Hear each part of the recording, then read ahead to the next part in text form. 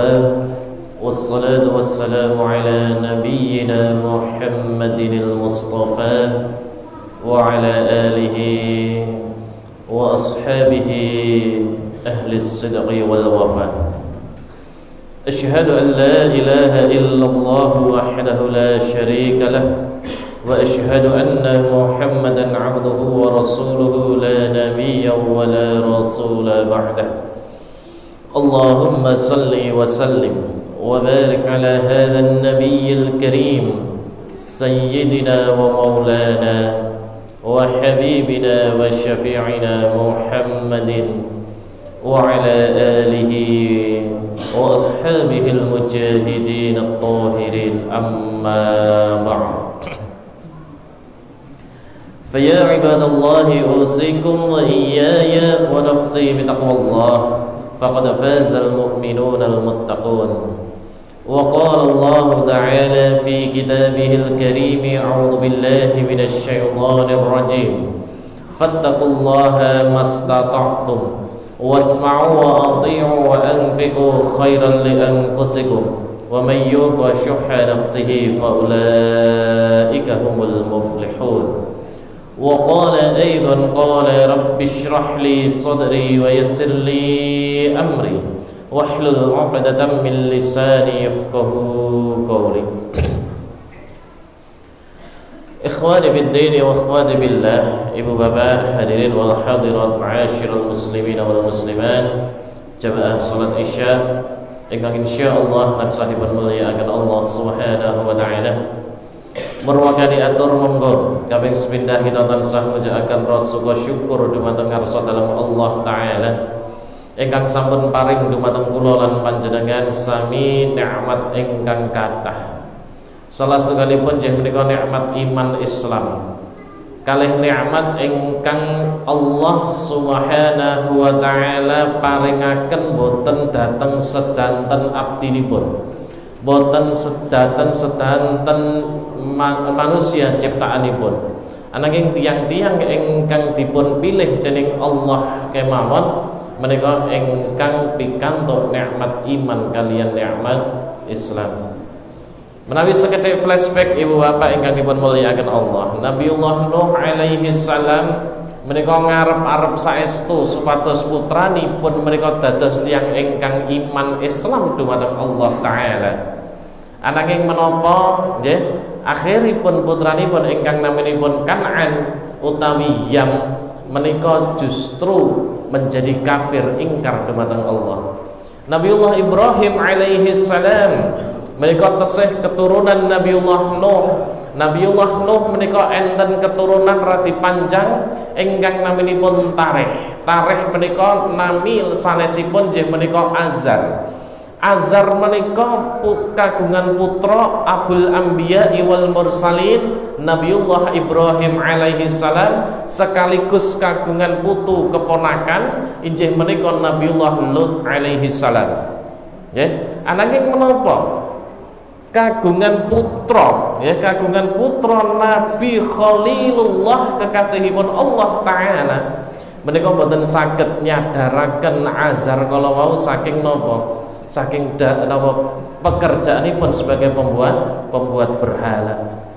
Nabiullah Ibrahim alaihissalam nyuwun terus supados bapakipun menika pikantuk hidayah, supados bapakipun mereka mlebet Islam dados tiyang ingkang iman.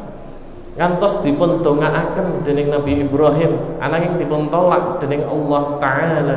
Nggih, menawi kula panjenengan maos wonten ing surah Al-Mumtahanah ayatipun angka sekawan, menika Allah paring pangertosan kagem kula panjenengan ibu bapak. Qad kanat lakum uswatun hasanatun fi Ibrahim walladzina ma'ah. Sungguh telah ada contoh teladan terbaik untuk kita semua, untuk kalian semua dalam diri Ibrahim dan orang-orang yang bersamanya. Ya. Jadi terus napa? Ibrahim alaihi salam selain Nabiullah Muhammad sallallahu alaihi wasallam menika napa niku naminipun ibu bapak? Dipun dadosaken Allah taala menika suri tauladan contoh terbaik. Satu yang kita tidak boleh mencontoh dari Ibrahim alaihissalam cuman satu, jih menika menapa? Illa, kecuali satu hal, kau jangan contoh dari Ibrahim. Qaula Ibrahim li abihi, ya. Ketika Ibrahim berkata, berdoa untuk bapaknya, la astaghfiranna laka wa ma amliku laka minallahi syai'an. Ketika Ibrahim mendoakan bapaknya apa? La astaghfiranna laka, saya akan memohonkan ampun laka untukmu wahai bapakku. Ini tidak boleh oleh Allah Subhanahu wa ta'ala, meskipun ada ikatan darah, meskipun ada ikatan kekerabatan, ada ikatan kekeluargaan, tapi berbeda keyakinan, berbeda agama. Kula panjenengan tidak boleh mendoakan ampunan bagi mereka yang sudah tiada. Tapi kalau didoakan untuk mendapatkan hidayah, silahkan, tidak ada masalah. Demikian juga Nabiullah Muhammad sallallahu alaihi wasallam, khatamul anbiya'i wal mursalin, menika penutup para nabi kalian para rasul, punya seorang paman yang begitu luar biasa, merawat, mengasuh, membela, bukan hanya dengan tenaga tapi dengan kuasa dan hartanya, membela Rasulullah, mensupport Nabi Muhammad sallallahu alaihi wasallam, sampai pada akhirnya ada beberapa rombongan pembesar Quraisy itu yang datang kepada mereka. Mereka datang kepada Abu Thalib, pamannya. Ya Abu Thalib, tolong engkau nasihati keponakanmu supaya dia menghentikan urusan ini. Urusan yang dimaksud adalah urusan dakwah Islamiyah. Urusan dakwah Islamiyah. Maka sepeninggal mereka, Abu Thalib menjumpai keponakannya, wahai keponakanku, tadi pembesar Quraisy datang kepadaku meminta agar engkau meninggalkan urusanmu, engkau tinggalkan dakwahmu. Tolonglah engkau hentikan saja ini semua. Saya tidak tega engkau dicaci maki, dihina, disakiti, dilempari dengan batu, diludahi. Bahkan Rasulullah pernah ditimpa dengan ari-ari dan kotoran unta ketika di depan Ka'bah. Tolong engkau hentikan saja dakwah Islamiyah ini. Jangan engkau memberikan suatu beban yang tidak bisa aku menanggungnya. Maka apa jawaban Rasulullah sallallahu alaihi wasallam? Wallahi ya'an, demi Allah wahai pamanku, lau wada'u syamsya fi yamini, seandainya mereka orang-orang kafir Quraisy itu meletakkan matahari di sebelah telapak tangan kananku, wal qamara fi shimali, dan mereka letakkan pula rembulan di tangan kiriku. Mereka letakkan pula rembulan di telapak tangan kiriku, supaya apa? Supaya aku menghentikan, meninggalkan urusan ini. Wahai pamanku, hadal amru ma taraktuhu, sekali-kali aku tidak akan pernah meninggalkannya, hatta yudhirahullahu fihi au amliku fihi, sampai au ahlika fihi, sampai Allah menangkan urusan ini atau aku hancur, musnah, binasa karenanya. Maka inilah hadirin yang dimuliakan Allah, bahkan sampai ketika pamanda beliau Abu Thalib, ya, itu sedang terbaring, ajal sudah mulai menjemput, Rasulullah masuk ke dalam rumah beliau, Rasulullah masuk ke dalam kamarnya, Rasulullah bisikkan ke telinganya, ya am, wahai pamanku, kul la ilaha illallah kalimatan, tolong katakan satu kalimat saja wahai pamanku, la ilaha illallah, sekali saja, sekali saja. Tolong engkau ucapkan satu kali saja kalimat tauhid la ilaha illallah, tiada Tuhan selain Allah, tiada yang berhak disembah selain daripada Allah.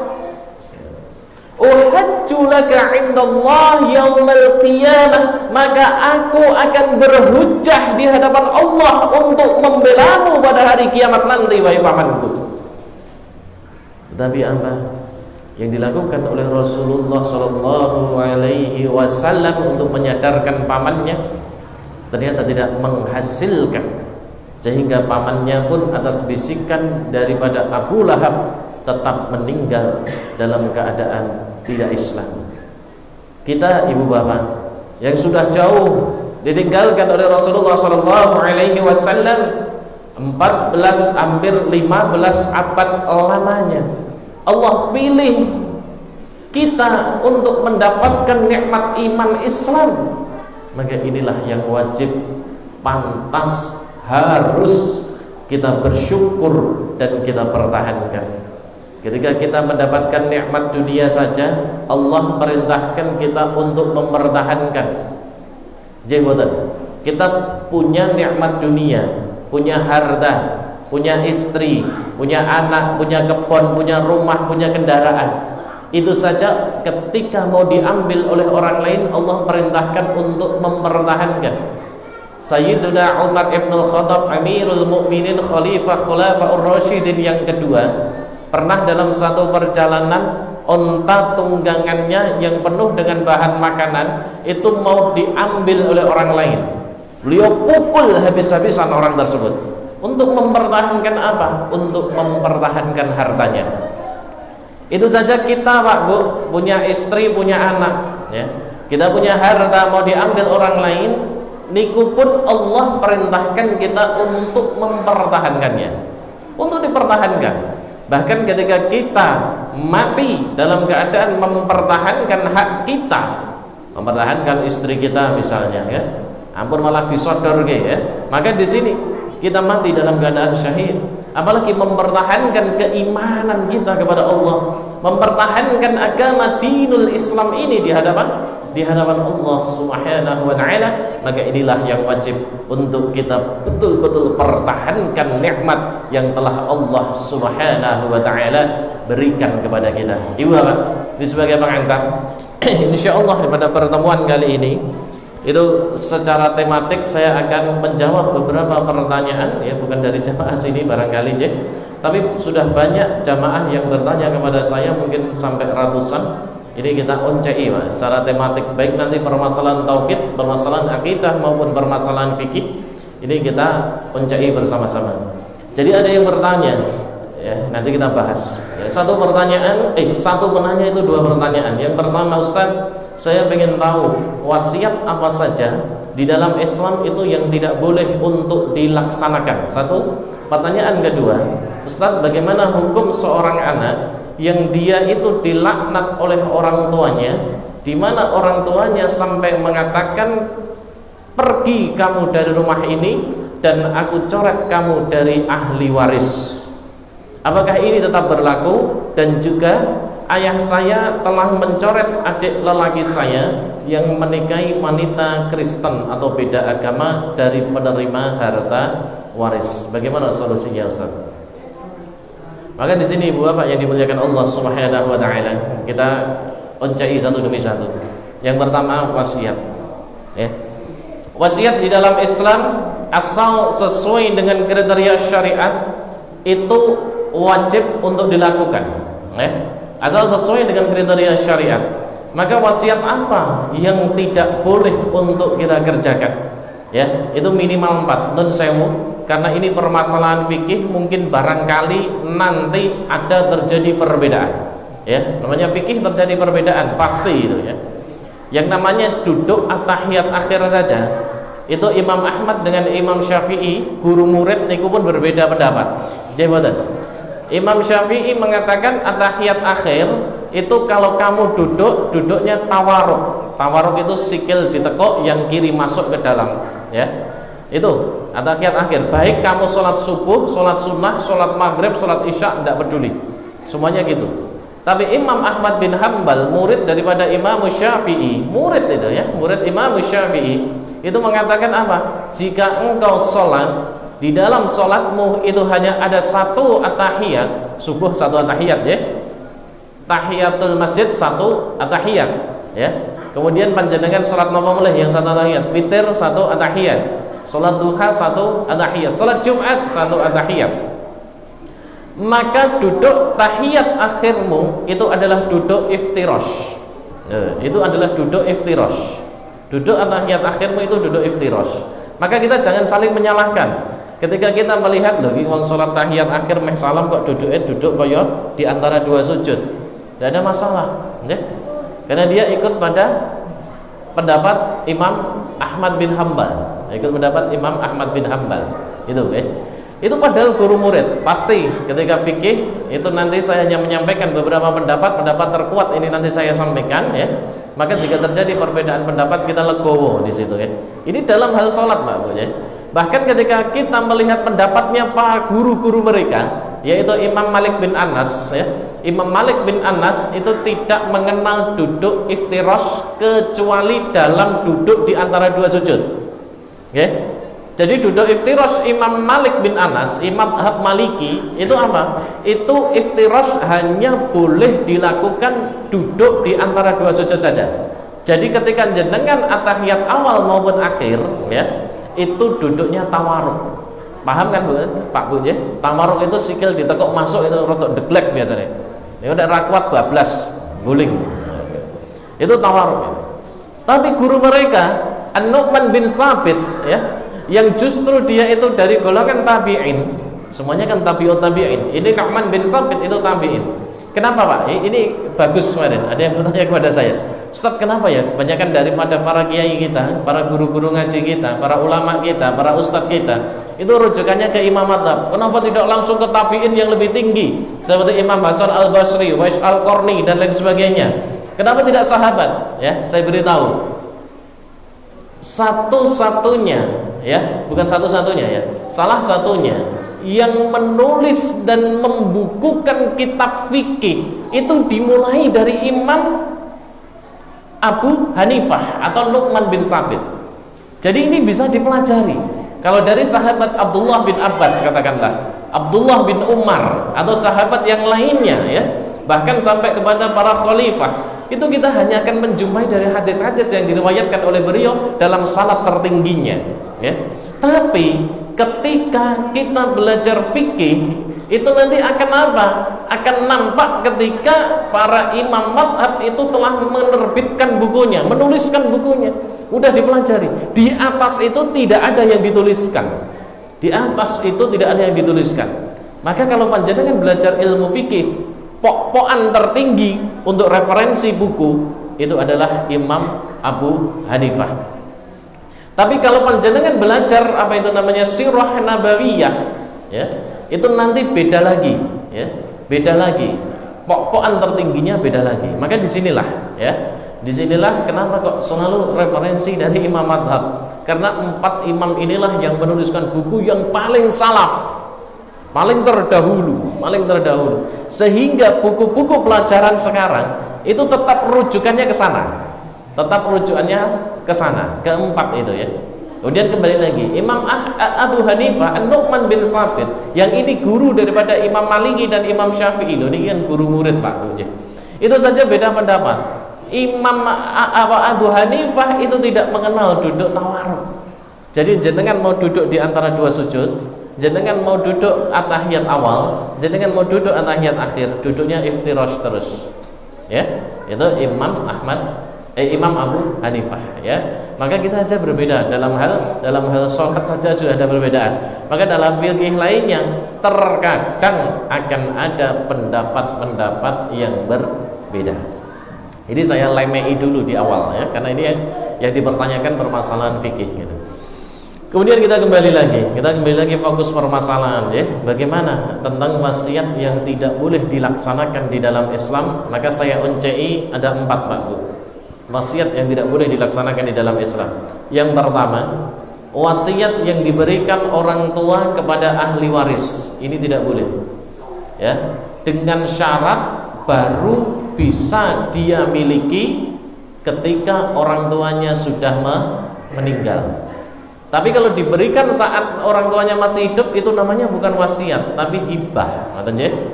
Jadi wasiat itu hanya boleh dilaksanakan ketika si pemberi wasiat itu telah meninggal. Hanya boleh dilakukan seperti itu. Kalau diberikan sebelum orang pemberi wasiat itu meninggal, itu namanya pemberian. Bisa hibah, bisa hadiah, bisa wakaf, bisa infak. Itu ya. Seperti itu. Bisa sedekah dan lain sebagainya.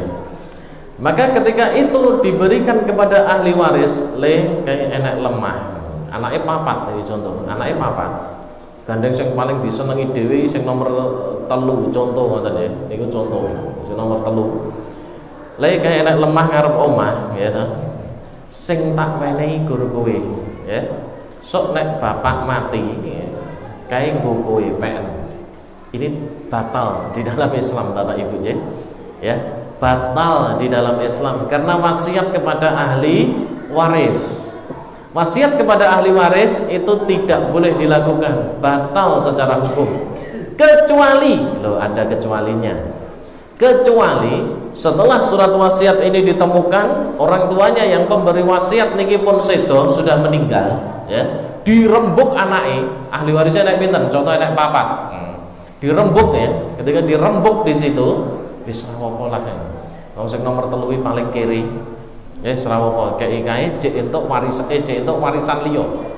Ngoten ya. Entuk lemah ngarep omah cek ditambahi warisan liya. Maka ini baru boleh. Ketika ada kesepakatan dari ahli waris baru boleh. Ketika tidak ada, maka itu tidak boleh. Ya. Ketika tidak ada, maka tidak boleh. Nah, disinilah. Karena apa? Ahli waris ini sudah mendapatkan jatahnya masing-masing. Ketika seseorang meninggal, maka hartanya bukan milik dia lagi. Dia nggak bisa mempertahankan dengan cara wasiat, gitu ya. Yaitu dengan apa? Dengan diwaris oleh ahli warisnya, seperti itu. Itu satu. Kemudian yang kedua, wasiat yang batal secara hukum Islam itu adalah wasiat yang diberikan kepada seseorang lebih dari sepertiga harta yang ditinggalkannya.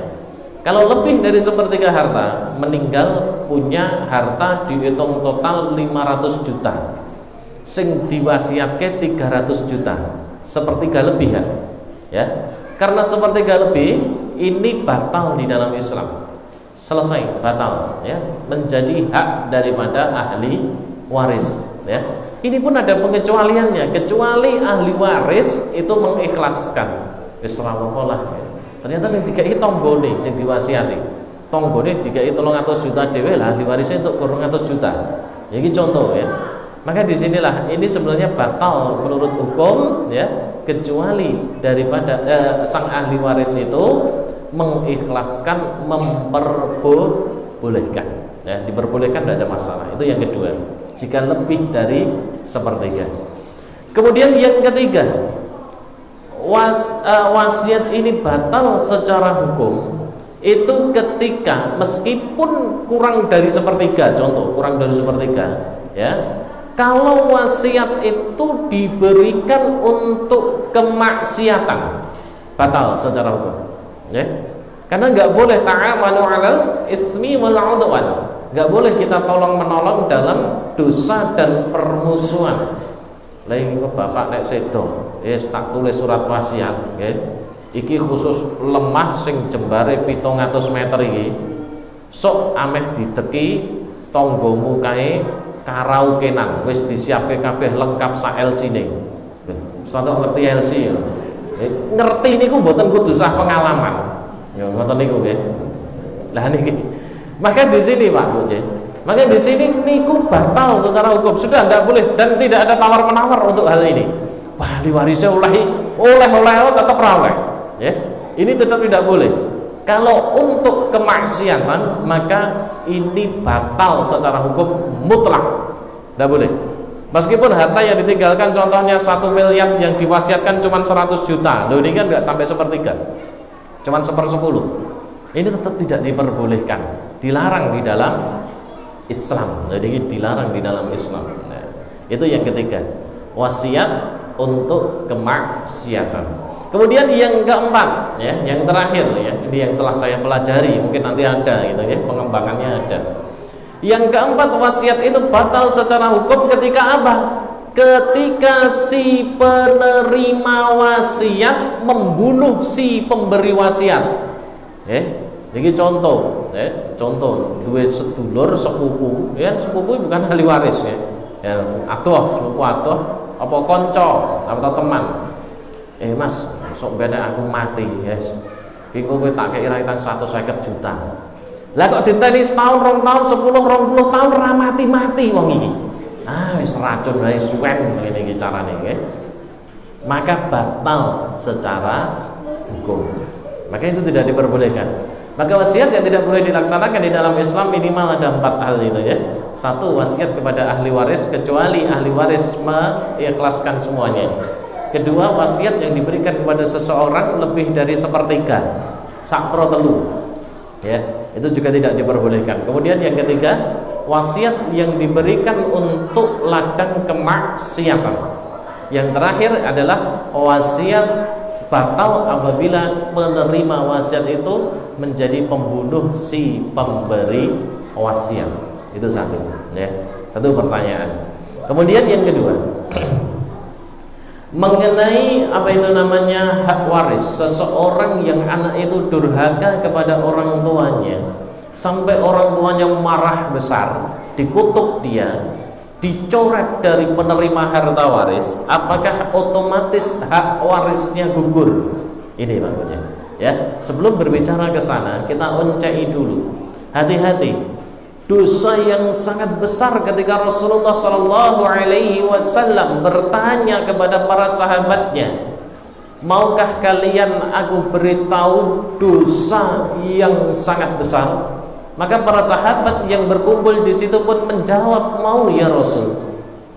Rasulullah mengulang sampai 3 kali. Rasulullah mengulang sampai 3 kali. Beliau mengatakan apa? Ya, beliau bersabda, menyekutukan Allah dan durhaka kepada kedua orang tua. Ini dosa yang paling tinggi, kastanya tertinggi, Pak. Ini kasta tertinggi, ya. Jadi dosa tertinggi itu yang pertama adalah syirik. Karena menyekutukan Allah, dia meninggal dalam keadaan musyrik, syirik, maka tidak ada tempat bagi dia di surga. Dan ini Allah sudah nggak punya belas kasihan di situ, ya. Itu kasta tertinggi itu. Ya, kalau sempat tobat riyen niku benten urusannya aja. Kalau sempat tobat itu beda urusannya. Tapi kalau dia meninggal, ya, masih dalam keadaan musyrik seperti itu, ya, maka dia tidak ada tempat baginya di surga. Yang kedua adalah durhaka kepada kedua orang tua. Sebab 3 hal yang itu tidak bisa dipisahkan di dalam Islam, di dalam Al-Quran. Yang pertama adalah ati'ullah wa ati'ur rasul. Taat kepada Allah, wajib taat pula kepada Rasulullah.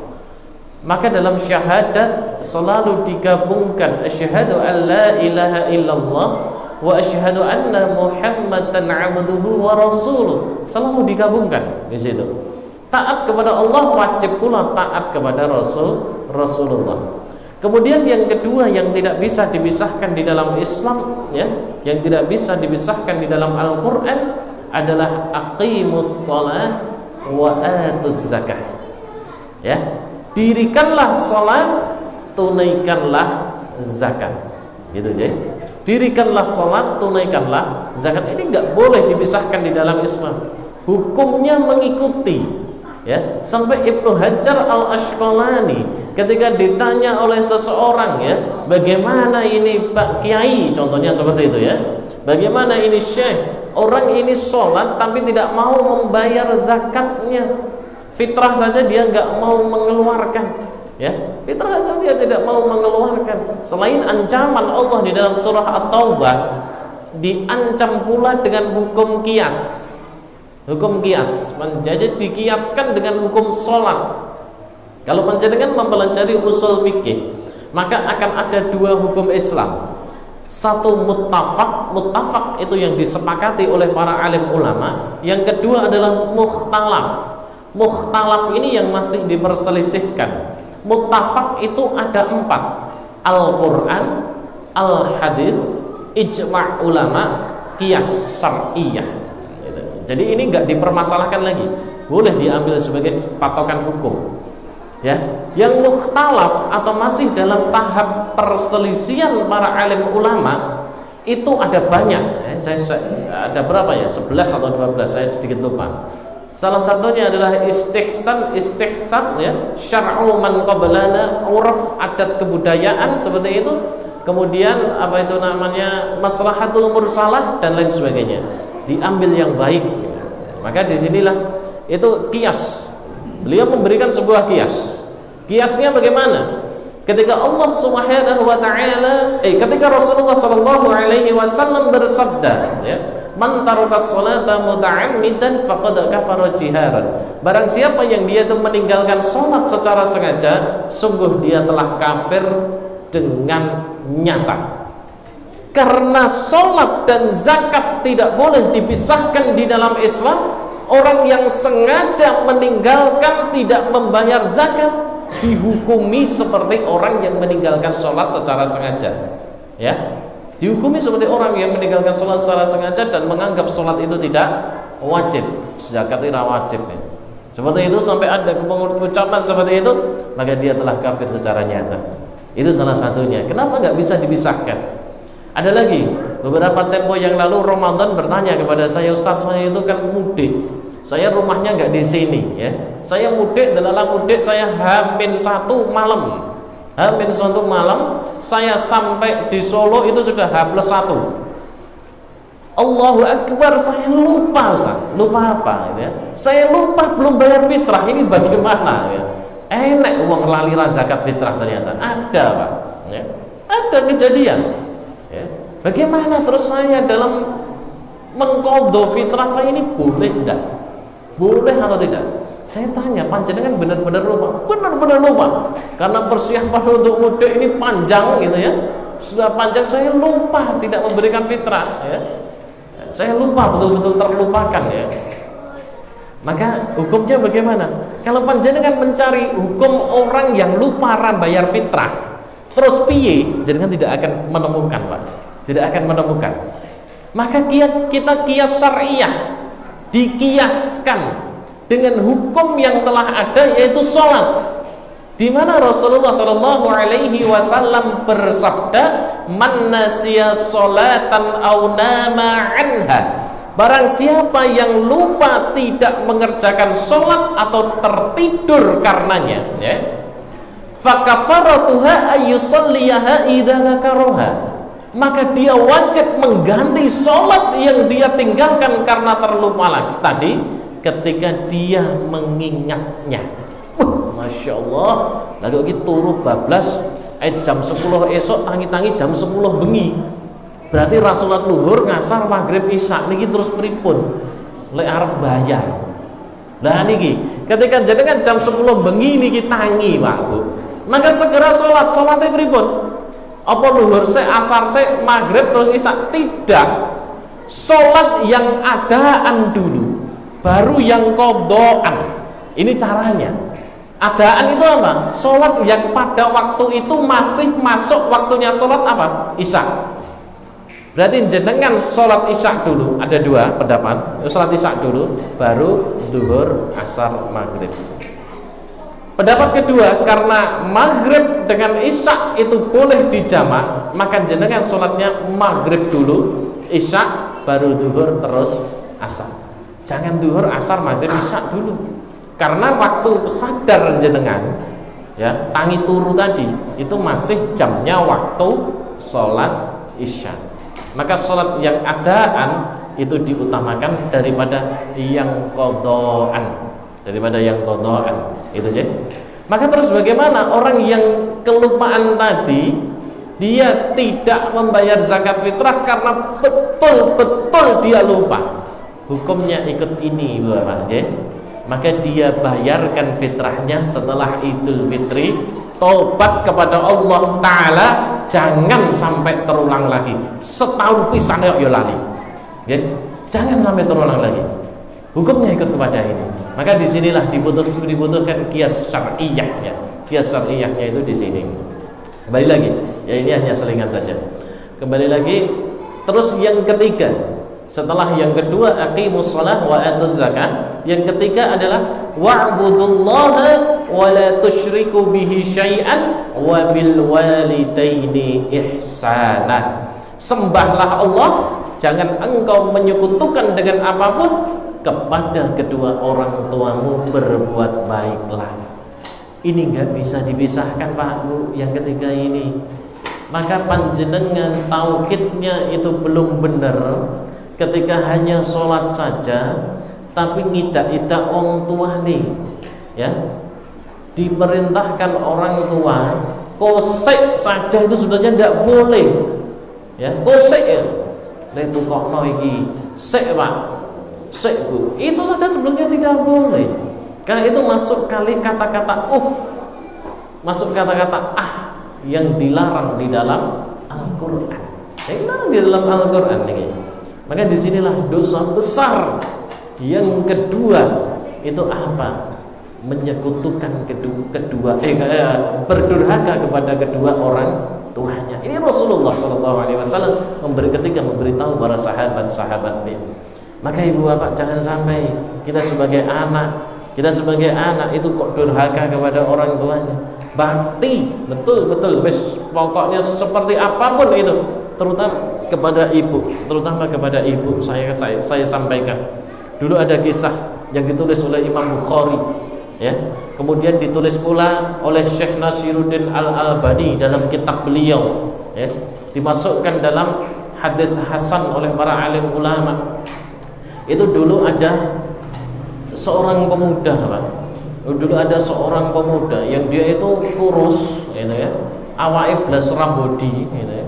Saking baktinya kepada orang tuanya, dia sampai beli anak sapi.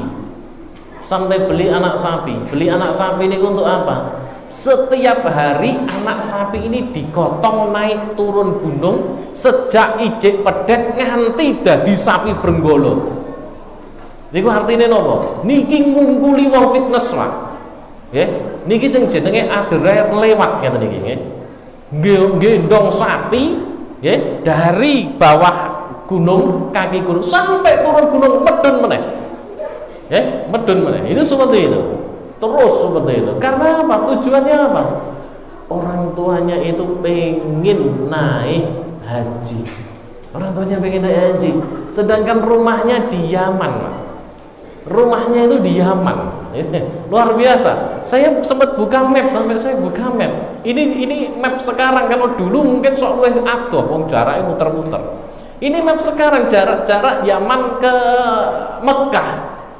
Saya buka kemarin Mekah atau Madinah, saya lupa. Itu kurang lebih 1090 km, bayangkan. Gendong ibu melayu saka Yaman menuju Mekah untuk dihajikan. Gendong, Pak, mboten naik pesawat, biyen durung enek pesawat. Jone kok neng dalan enek wedangan rada-rada penak. Niki belum ada di zaman itu. Digendong ibunya. Itu dari Yaman menuju Mekah untuk dihajikan. Itu dibawa naik haji. Ketika sampai di depan Ka'bah, sampai di Baitullah, si pemuda tadi lihat ada Abdullah bin Umar atau Ibnu Umar, anaknya Umar bin Khattab. Ya, masih dalam gendong ibunya, menawafkan ibunya, ditawaf gitu ya. Ketika mendekati Abdullah bin Umar, dia tanya kepada Abdullah bin Umar, "Ya Ibnu Umar, wahai anaknya Umar bin Khattab, ya, ini kamu lihat, saya gendong ibu saya itu dari Yaman sampai di sini untuk dihajikan. Kamu perhatikan ya Ibnu Umar, ya, saya telah membalas kebaikan dari ibu saya." Apa jawaban Abdullah? Ya, la wala bizafratin wahidah. Demi Allah tidak, wahai pemuda, kau belum membalas kebaikan ibumu. La wala bizafratin wahidah, meskipun itu hanya satu tarikan nafasnya ketika dia melahirkan engkau ke alam dunia ini. Pertaruhan nyawa, darah dan air mata begitu dahsyat, luar biasa. Kau belum balas kebaikannya. Bayangkan Pak Bu, ini gendong ya, jarak ribuan kilometer, nggak bisa balas satu tarikan nafas ibu kita. Kok sampai kita tega-tega durhaka kepada orang tua kita? Allahu Akbar ya. Maka disinilah saya tekankan, jangan sampai seorang anak itu sampai durhaka kepada orang tuanya, ya, sampai durhaka kepada orang tuanya. Ini dosa yang begitu luar biasa. Ini saya lamei seperti itu. Kemudian kita kembali lagi ke pokok permasalahan. Terus bagaimana Ustaz? Solusinya bagaimana? Ya, ketika wis bacot durhaka, wong tuane yo bacot wanyel tenan, terus dicoret dari harta waris. Pak Bu, saya beritahu, yang namanya harta waris ini menurut beberapa alim ulama, saya ambil dari salah satu pendapat penasehat Mufti Mesir, Syekh Majdi Al-Asyar. Ya, beliau berpendapat bahwa apa? Harta waris itu adalah sesuatu yang telah ditakdirkan oleh Allah Subhanahu wa taala yang tidak bisa dirubah sama sekali, yang tidak bisa dirubah. Ya. Tapi ini berhukum sunnah. Jadi ini tidak bisa dirubah. Jadi yang namanya warisan, harta waris, ya, itu adalah sesuatu yang memang itu ditakdirkan oleh Allah dan tidak bisa dirubah oleh kondisi-kondisi tertentu kecuali 3. Ya, kecuali 3. Lah ini masuk dalam 3 hal ini tidak. Ya, masuk dalam 3 hal ini tidak. Ya, kecuali 3. Yang pertama, abdun mamlukun, hamba sahaya, budak, sekarang sudah ada adanya, itu tidak bisa mewarisi dari tuannya, tidak boleh. Ya. Yang kedua, itu adalah berbeda keyakinan dan agama. Ini tidak bisa mewarisi orang tuanya. Ya. Yang ketiga, pembunuh daripada orang tuanya, terputus hak warisnya. Ya. Masuk 3 enggak? Masuk dalam 3 hal ini tidak. Ya, kalau tidak masuk dalam 3 hal, kalau dia posisinya sebagai anak, tengok 4 hal anak yang tidak dapat warisan. 4 hal anak yang tidak mendapatkan warisan, Pak Bu. Ya, 1, ya, anak yang tidak mendapatkan warisan adalah anak tiri.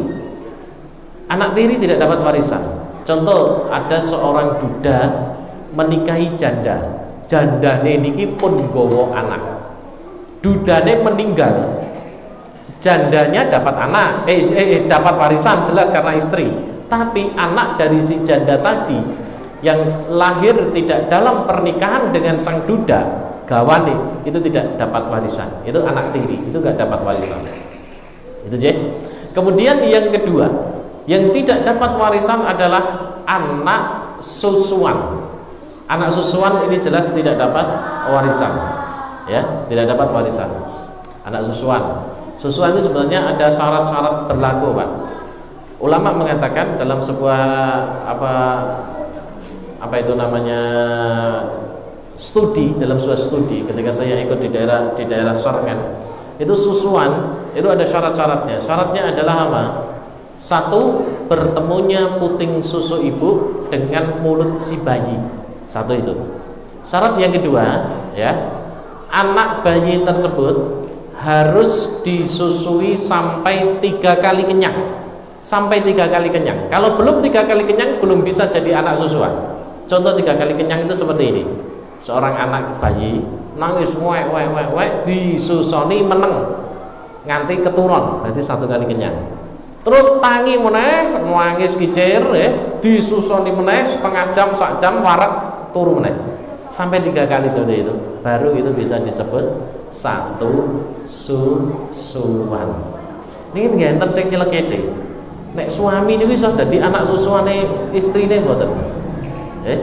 Ternyata Pak, suami itu bisa jadi anak susuan bojone. Ning nggih syarate padha. Ya, syarate niku sama, harus 3 kali kenyang. Napa enten wong lanang gerangan kaya kula ngeten iki nyusu bojone kok nganti wareg niku mboten enten. Nggih, nganti wareg enten mboten Bu kinten-kinten.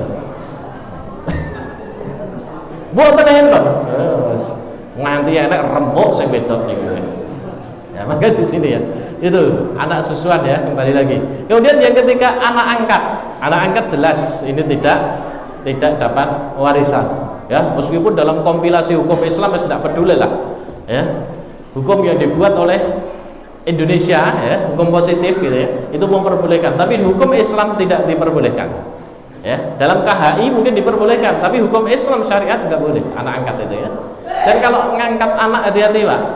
Ngangkat anak saya sampaikan ya, itu bukan mahram panjenengan kalau panjenengan laki-laki yang diangkat perempuan. Ya, bukan mahram panjenengan seumur hidup. Seumur hidup bukan jadi mahram. Demikian juga sebaliknya, yang diangkat anak laki-laki, yang angkat anak enek mbok wedoke perempuan di situ. Itu bukan mahram. Itu perlu hati-hati. Ya, perlu kita. Berarti piye carane ben ngangkat anak aman? Saka ponakane. Ya. Kalau kita ini, saya contoh ya, mau ngangkat anak saka anake adik saya, angkat anak perempuannya. Adik saya dua anak lanang ro wedok, sing tak pilih wedoke.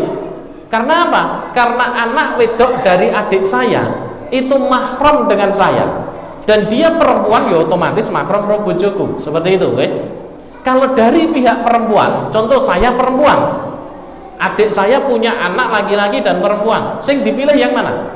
Yang laki-laki Pak, karena ponakan mahram karo budene ya, otomatis laki-laki orang mungkin karo pake anak-anak karo pake wong padha lanange, seperti itu. Maka disinilah kita perlu hati-hati dalam hal ngangkat anak di situ. Kemudian yang keempat adalah anak yang beda agama atau keyakinan. Dalam sebuah hadis yang diriwayatkan oleh Imam Bukhari dan Muslim, disepakati oleh keduanya muttafaq alaih, itu Rasulullah bersabda, la yarisul muslimul kafir walal kafirul muslim. Tidak saling mewarisi itu orang Islam dengan orang kafir dan orang kafir dengan orang Islam. 4 hal itu. Maka anak durhaka masuk tidak 4 hal itu sebagai anak, atau 3 hal di awal yang saya sebutkan tadi? Tidak masuk. Anak durhaka selama dia masih Islam itu tetap dapat warisan. Lah ambek wong tuane pun dicorek saka ahli waris, bahkan dikeluarkan dari kakak, tidak peduli. Karena yang namanya harta waris itu sifatnya ijtabaro. Ijtabaro itu adalah sebuah pemaksaan karena itu takdir dari Allah Subhanahu wa taala. Ya. Jadi anak durhaka, anak yang menikah dengannya sampai pengen mengubah takdir Allah, ya. Wah, anaknya durhaka wis kowe pinggato kono le corek risan saka penerima harta waris ya. Nek pengen ngoten niku Pak Bu, jenengan pengen betul ini kula mboten ngakon le, cuman ngajari. Pengen betul-betul nyorek anak tadi dari penerima waris. Entekno sik bandane jenengan sebelum meninggal. Oke. Kalau sudah meninggal, terserah Pak. Kalau sudah meninggal, ya itu jadi hak waris. Entekno sik bandane jenengan. Arep dikekne sapa mboten mbot sinten mawon kenek Pak. Wong jenenge masih hidup. Hibah itu mau diberikan pada siapa saja boleh Pak. Jenengan teng masjid mriki ajeng milih kula, ngoten napa mang paringi. Ngoten niku Pak. Ya maka itu entekne dulu. Wah, maka dia enggak dapat apa-apa. Wis ora diopo-opo. Nah, maka di sini. Itu. Tapi kalau dia masih menyisakan harta waris, maka disitulah itu sifatnya adalah ijtabaro menurut para ulama ya, yaitu sebuah pemaksaan atas kehendak Allah atau kodrat dari Allah Subhanahu wa taala. Meskipun dia durhaka, meskipun dia sampai menikahi orang wanita non muslim atau pria non muslim, selama dia masih Islam tetap dapat harta waris. Ya, tetap dapat harta waris. Mungkin itu Ibu Bapak ya yang bisa saya sampaikan, 2 pertanyaan tentang wasiat maupun tentang apa itu namanya harta waris, tentang hak waris ya, sedikit membuka cakrawala kita tentang permasalahan ini. Insyaallah nanti di pertemuan-pertemuan berikutnya kita kupas secara tematik permasalahan-permasalahan di dalam agama ini. Aqulu qawli hadza fa astaghfirullah li wa lakum billahi taufiq wal hidayah war ridha wal inayah. Wassalamu alaikum warahmatullahi wabarakatuh. Kadang bapak-bapak ibu permasalahan yang dalam kita semua mengatakan menurut manfaat kepada orang